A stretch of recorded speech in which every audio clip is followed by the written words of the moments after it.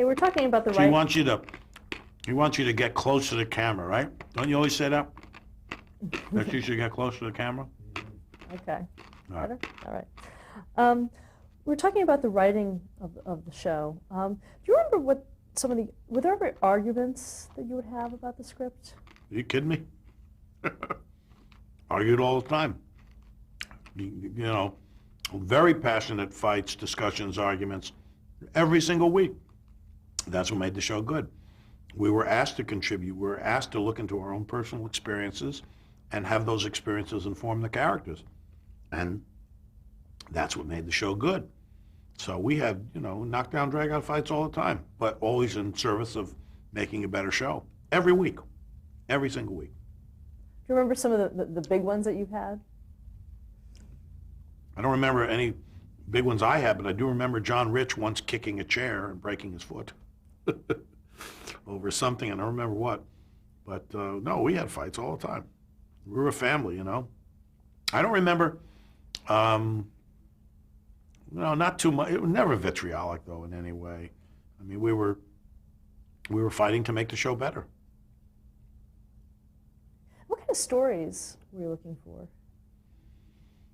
We were looking for stories that reflected the times, the social and political issues that were going on at the time, but also the human, condition and the human issues that were, that reflected, what happens in a family.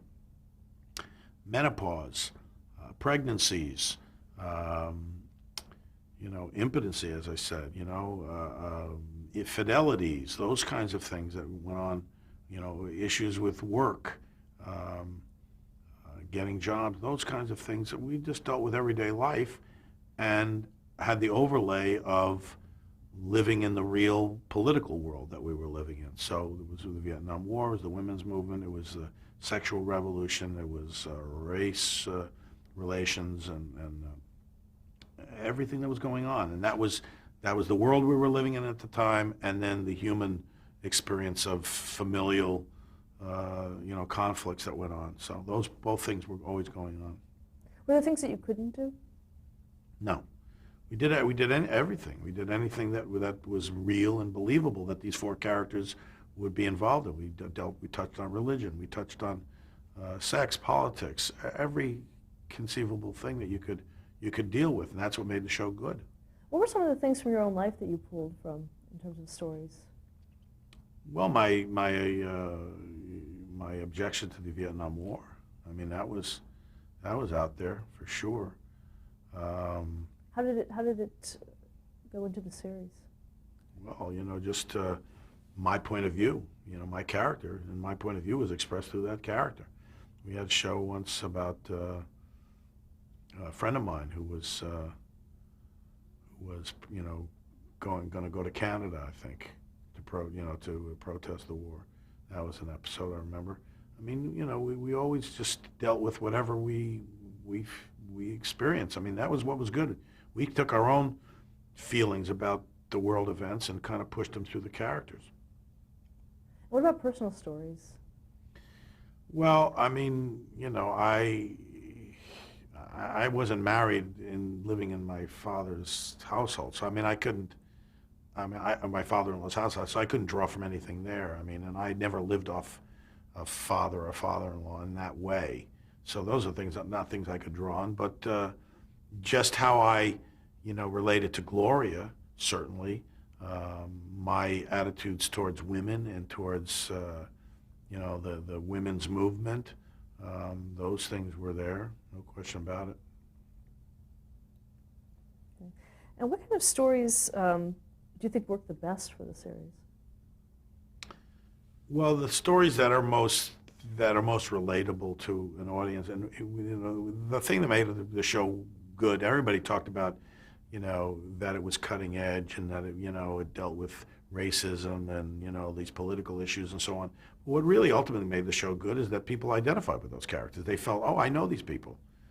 These are like my family. I don't know how many times I can remember people saying, my dad is just like Archie and I was just like you. And I mean, I can't tell you a countless amount of times people came up to me to say that. So that's what made the show work, and those were the best shows. The best shows were the interpersonal relationships of the characters. And if we touched on something that, that audiences can connect with and identify with, then obviously those are the shows that work the best. Did you get a lot of audience criticism as well? Yeah, you always did, I mean, my character in the show was an atheist, so I got a lot of, mail from people who were very religious who didn't like that. We got criticism. Certainly when we first came on the air, we got criticism from, I remember Laura Z. Hobson, who wrote Gentleman's Agreement, wrote an article in the New York Times about how this is impossible to have a lovable bigot. No bigot can be lovable, and was, putting the show down because, said that how dare we put on a show that, had somebody, a bigot that could have some of these other qualities. So we got some criticism for sure. But by and large, most people loved the show and identified with the characters. You also won some Emmy Awards.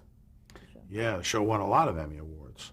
I don't know how many, but a lot. And then you also did. I won 2, and everybody in the show won at some point or another. Carol, Jean, I think Sally, we all won some awards. The show won awards, writing awards, directing awards, so it won a lot. Was it important to win those awards? No.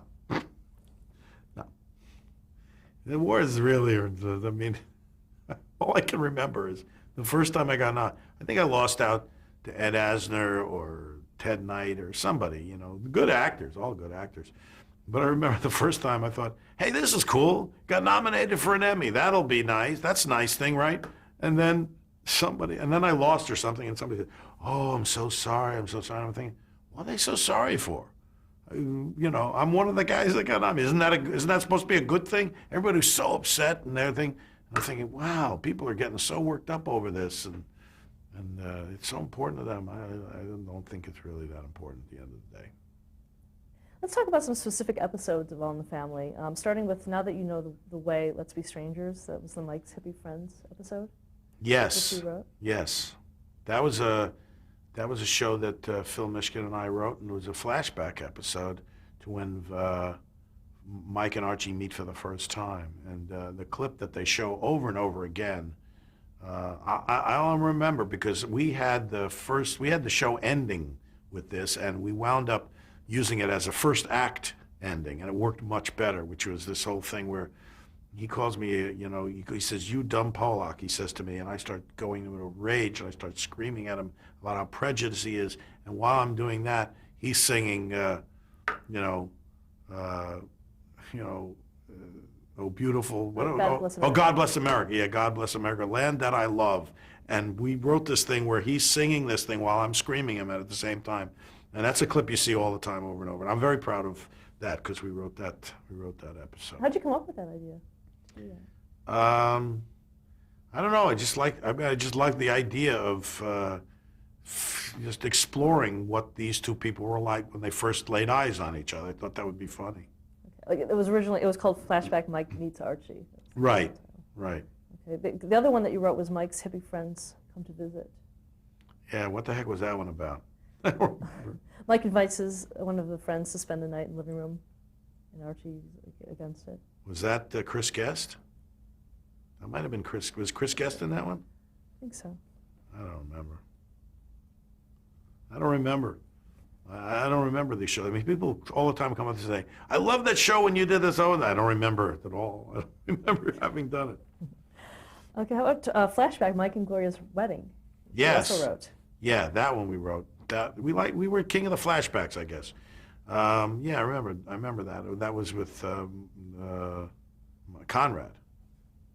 Michael Conrad was in that. Yeah, I remember doing that. That was a fun show. I don't remember a lot of these shows. I don't watch them anymore. They've been so many years ago. Well, there's another classic scene in the Mike and Gloria's Wedding where both Archie and at a different time Edith talk to Gloria alone about marriage. Oh yeah, they both had their take on what being married was like. Yeah, no, that was great. The shows I remember though, I remember Gloria getting a wig. She had a dark wig, And I was like totally hot for her, and she got really mad at me because she felt like I was like cheating on her or something. I said, "But it's you." She says, "Yeah, but you only like me because I got the dark wig on, you know." I remember that show. Um, Edith being raped or attempted rape on Edith. Remember that show? Well, talk about that. That was an interesting show because that was as hard hitting. I mean, as dark as we'd ever gotten. I mean, as dramatic as we'd ever gotten. And nobody thought we could ever do a show like that and it get laughs. And yet, one of the funniest scenes, of any show we did was in that show when Archie and Mike come over there to try to get the rape, try to find this guy. We had a bat and we're trying to squeeze through the door, and we do this little physical, great old-fashioned slapstick comedy bit in the middle of this very tense, dramatic show. But that's what was good about it. We tried things, we tried to, do things that had not been done on television before and find ways to make it funny and not undercut the seriousness of the subject.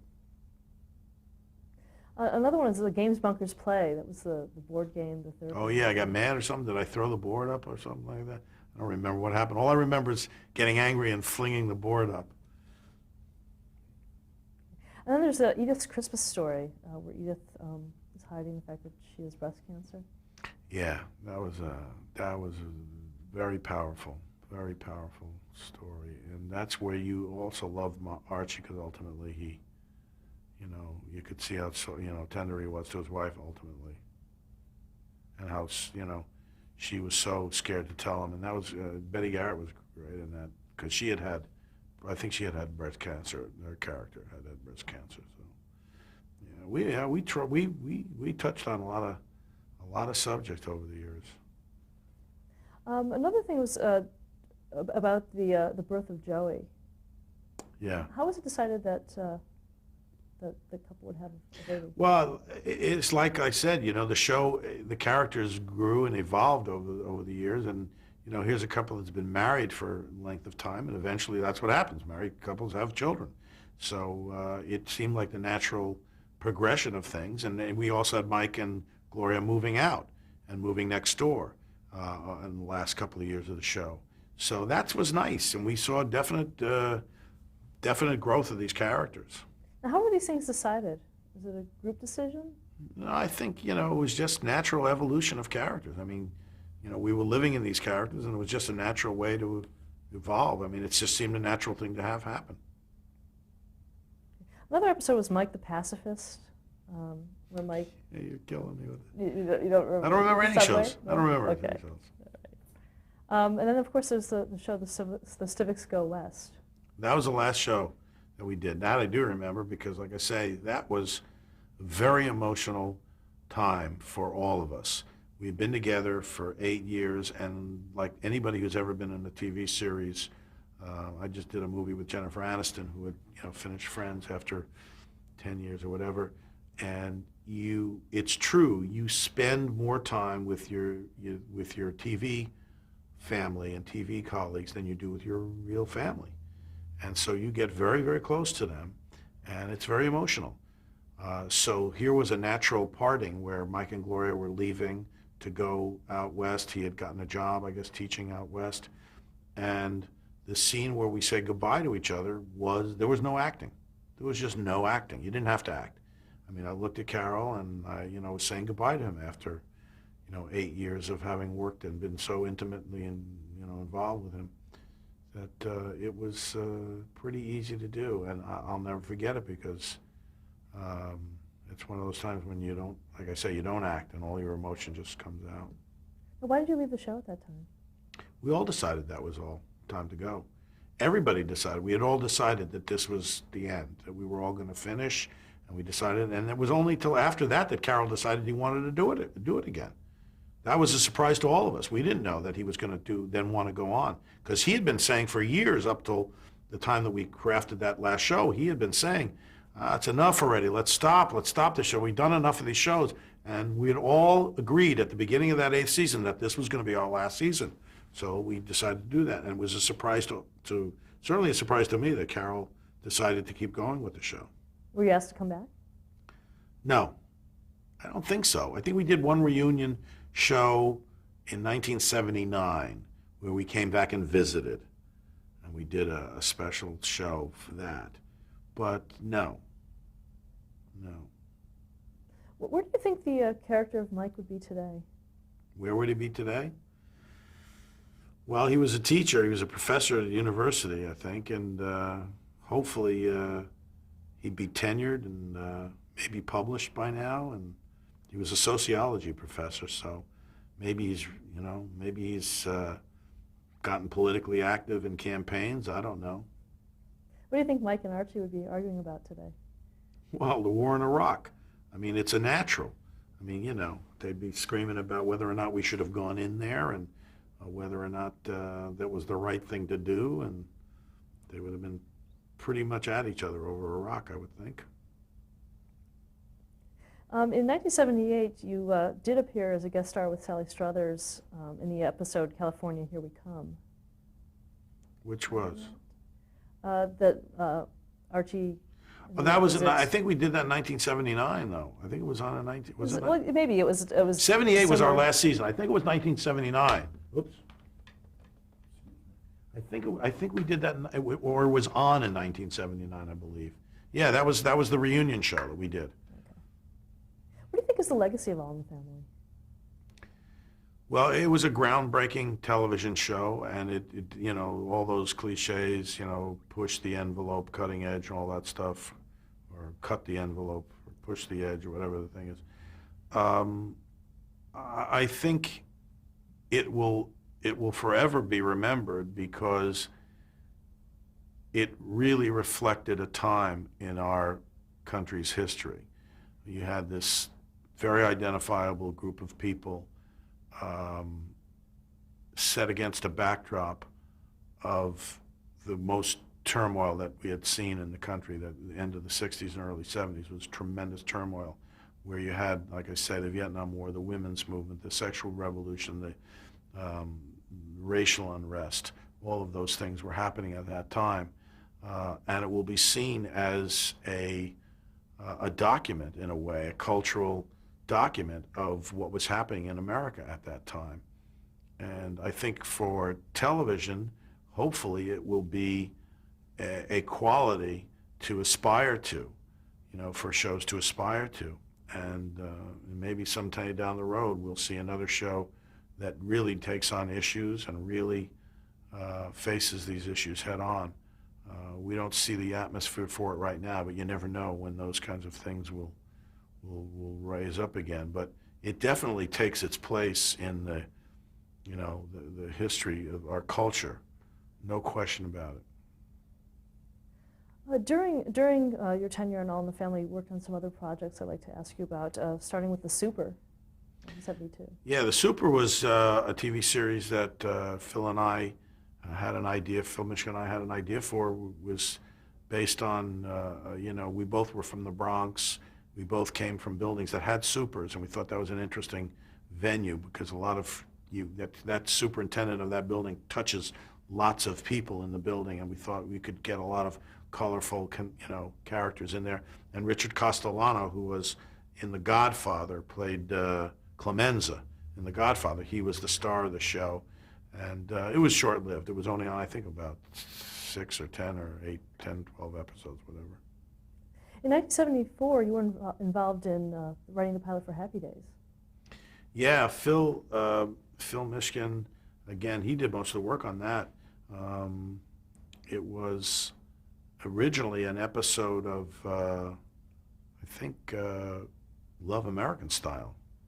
And then Gary Marshall asked if we wanted to work on something to try to help create, eventually what became Happy Days. But most of the writing, I think, eventually was done by Gary Marshall.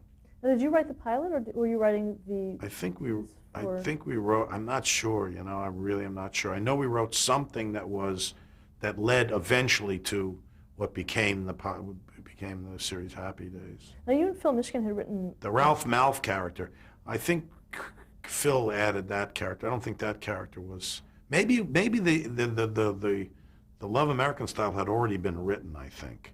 And then we were asked to see if we could, develop that further or something. And I think Phil added that Ralph Malph character, I think. Now, you two had written a 50s screenplay, hadn't you? Yeah, well, we had written a screenplay the Howie Rubin story, which was also about a kid in the 50s, and that was based on this one-act play that I acted in that Phil directed, and I think that's why they kind of asked us to work on it, because we had a kind of a feel for the 50s.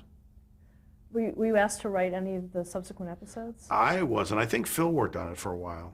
I think he worked on it for a while, and I didn't. You also worked on Sonny Boy in 1974. Sonny Boy was a pilot for a TV series that never got off the ground. It was a guy,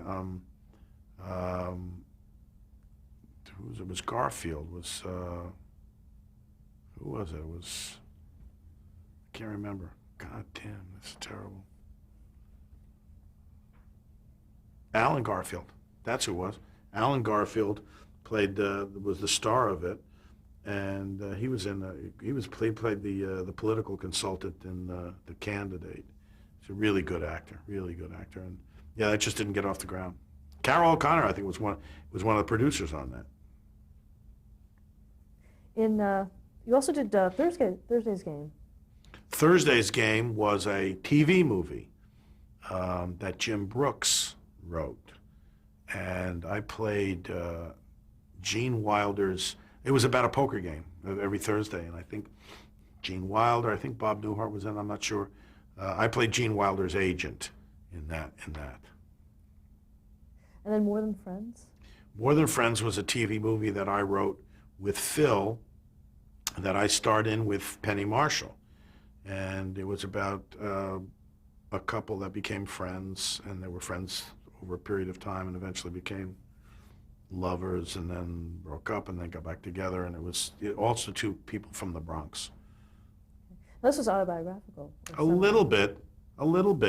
It was, we kind of took a little bit from some of the stuff we had in the Howie Rubin story, kind of used that, and it was directed by Jim Burrows, who directed Cheers and Friends and all kinds of, and also was on Taxi and the Mary Tyler Moore Show, and it was great guy, Jim Burrows. How was it working with him? Terrific. It was funny because he's Abe Burrows' son, and so every morning I come in, I say, "Oh, it's Abe's boy," and he goes, "It's Carl's kid." That's the way we addressed each other, Abe's boy and Carl's kid. Talk a little about working with Penny Marshall. Were you married at the time? Yes, during More Than Friends, yeah, we were married at the time. And we worked pretty good together, I thought. We had done, I think, an episode of Odd Couple before that. We also did an episode of the Bobby Sherman Show together. So we had worked together a little bit. But yeah, it was good work. She's a brilliant comedian. She's got incredible timing, and yeah, she was great to work with. Do you remember what your role on The Odd Couple? I played Sheldon. I can't remember what the story was. But I think we were boyfriend and girlfriend. Penny Marshall played Jack Klugman's secretary, I think, and we were boyfriend and girlfriend. And I think I had an affair, or I went away with somebody else, and I kept saying, I strayed. I was so upset. During the run on All in the Family, Penny Marshall was also had a hit series on. Yeah, Penny was, obviously Laverne and Shirley. I mean, they. At the time when that first came on, we had two shows. I think they were both in the top 10.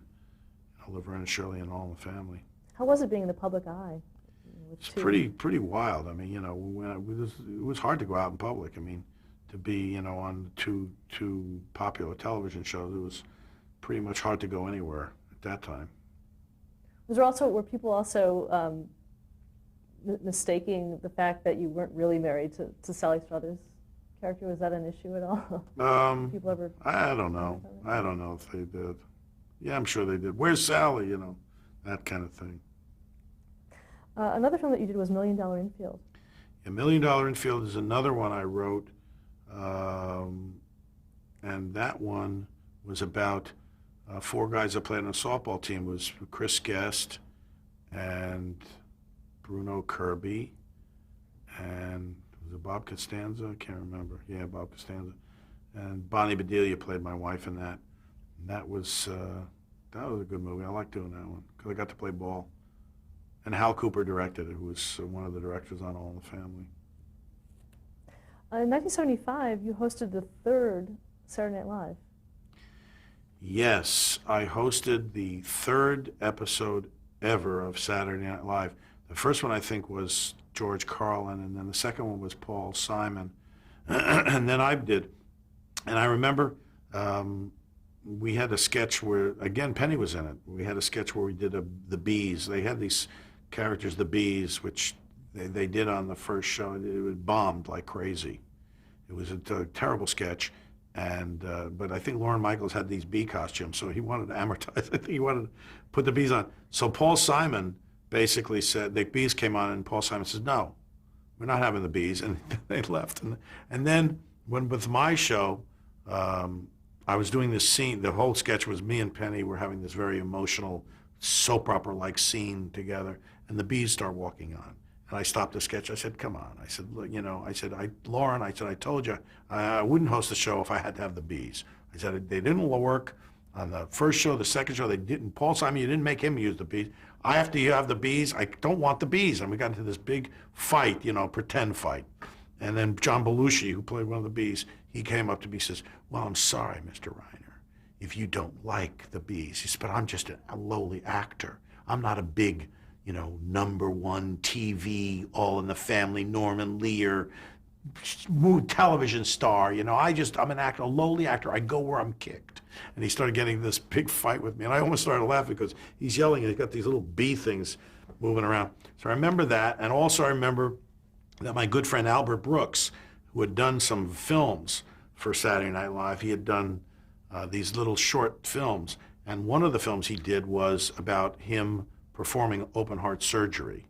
He said he was, even though he's a comedian, he'd always wanted to be a doctor, but he didn't have the grades to do it. But he'd always wanted to perform open heart surgery. So he took an ad out in the paper, and somebody who was a big fan of it said, Albert, I like anything you do. I'm willing to do it. So basically, he studied up to become a guy who could do open heart surgery. It was a very funny idea. But the film was 13 minutes long, and Lauren didn't want to put it on because he said, God, we can't be away from a live television show with a 13-minute film. It would just too long. And Albert said, no, I really want this. This was, he just said, please, this is my best film. And I went to bat for Albert, and I said, we've got to do it. And Lauren and I got into a fight about it, but eventually Lauren agreed to put it on. They put it on over put a commercial break in the middle of it, so it wouldn't, anyway, it eventually got on the air, and that was, I think, Albert's best show. But Lauren was probably right, because, you don't want to have, no matter how good it was, which was great, you don't want a live television show to have a 13-minute film piece in the middle of it. But it was brilliant. So I remember doing that. How was it working with Lorne Michaels so early in this show's? Well, he was at that time a wunderkind. Now he's just a wunder. There's no more kind. You drop the kind. He's just a wunder. No, but he's one of the great television producers of all time. I mean, to make a success of that early on, and then also to make it as successful for as long as it's been, with many casts over the years, and to maintain the quality of it, which he's done, is an incredible feat. And so, he's got to go down the annals of television history as one of the great, TV producers. In the early stages, they wanted Albert, I think, to host all the shows. And Albert, I think, was Albert's idea to have guest hosts every week. I think that was his idea. And Lauren, I think, said, "Oh, yeah, good idea." Stop there and change the tape. Okay.